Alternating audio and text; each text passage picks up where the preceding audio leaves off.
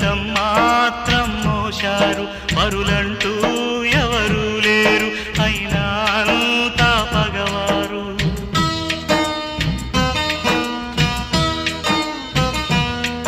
ఇకనైనా ఈ మంటలారునా, ఇకనైనా ఈ జంట చెంత చేరునా, పసివాడు ఏమిటో ఆపైవాడు తను చేసిన బొమ్మలతో తలపడతాడు.